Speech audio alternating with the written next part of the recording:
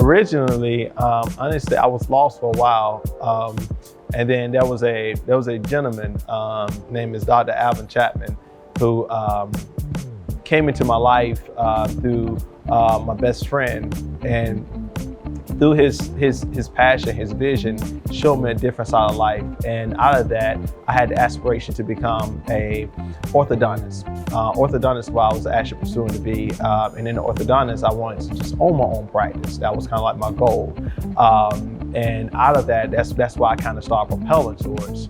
But then as I progressed through the military ranks and joining the service, I didn't have the ability to go to college. I couldn't afford it, and I didn't have a family structure that was going to support with it, right?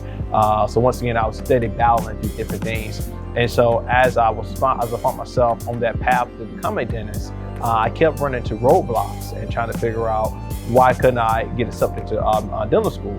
I would meet prerequisites, and matter of fact, one of the things that happened, that was 2008, I was in Iraq, and I had just finished up all my prerequisites for science to get accepted to Georgia Health Science Center in Augusta, Georgia.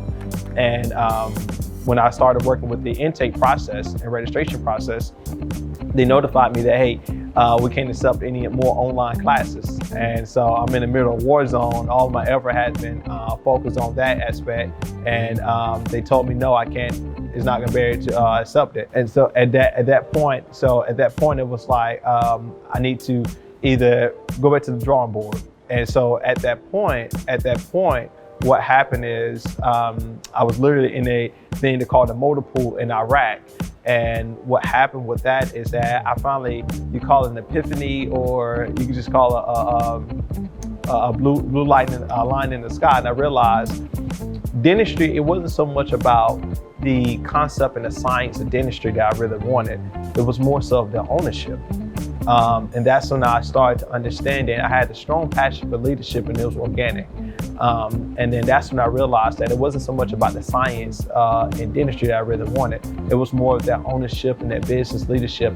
And that's why I realized that it was CEO that I was really going after. But dentistry was the only thing that I knew at that age that was success. And so I knew I wanted to be successful, but I also knew that me being successful encompassed me helping others be successful. And I knew that CEO was the route for me.